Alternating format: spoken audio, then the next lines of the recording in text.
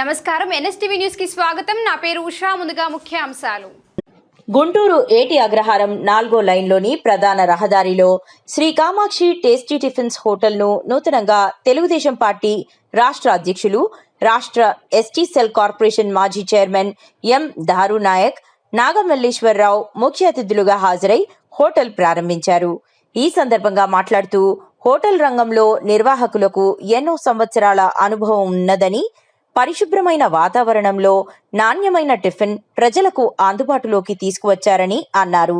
ఏటి అగ్రహారం పరిసర ప్రాంత ప్రజలు ఈ హోటల్లోని పలు రకాల టిఫిన్ రుచి చూడాలని, అదేవిధంగా వ్యాపార అభివృద్ధికి సహకరించాలని ఆకాంక్షించారు. ఈరోజు Kamakshi tasty tiffin centre opening రావడం జరిగింది.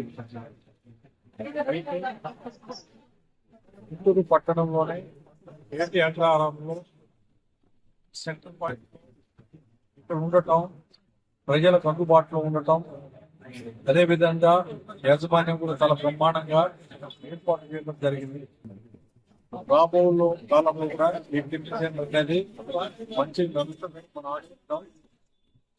అదేవిధంగా ఈరోజు రాష్ట్రంలో పరిస్థితి చూస్తూ ఉంటే అభివృద్ధి అనేది పరుగులు తీస్తూ ఉంది.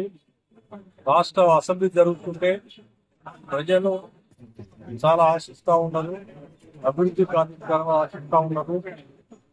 ఎన్నికల ముందు సూపర్ 6 పథకాలతో కూటమితో హామీ ఇవ్వడం జరిగింది. ఆ సూపర్ 6 పథకాల హామీ భాగంగా 95% అమలు చేసిన ఘనత కూటమి ప్రభుత్వానికి దక్కుతుంది.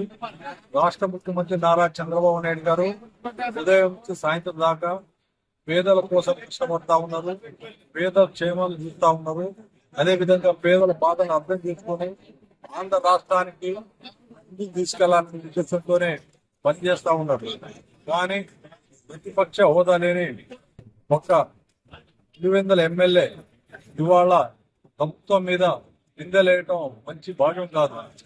డిఎస్సి అంటున్నారు, ఆ డిఎస్సి ఆయన నిర్వహించలేదు, నిర్వహించింది కూటమి ప్రభుత్వం. డిఎస్సి అంటేనే చంద్రబాబు అంటేనే డిఎస్సి.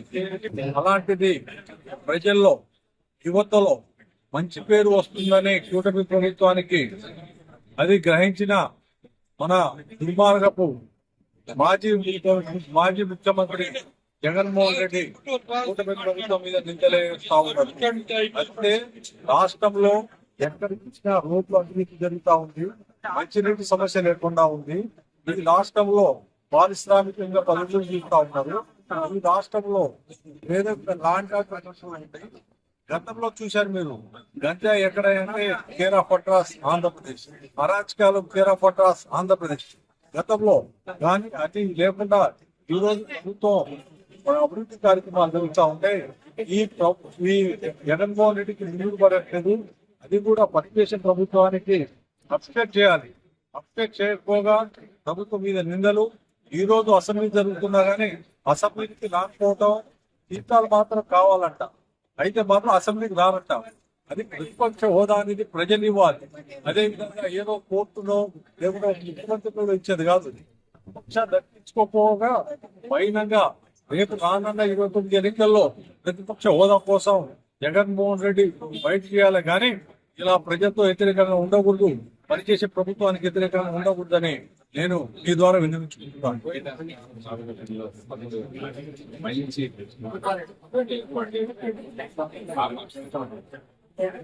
ఎందుకంటే ఈ ఏరియాలో మంచి క్లాస్ చాలా అత్యద్భుతంగా మంచి చాలా అత్యద్భుతంగా రెస్టారెంట్ కి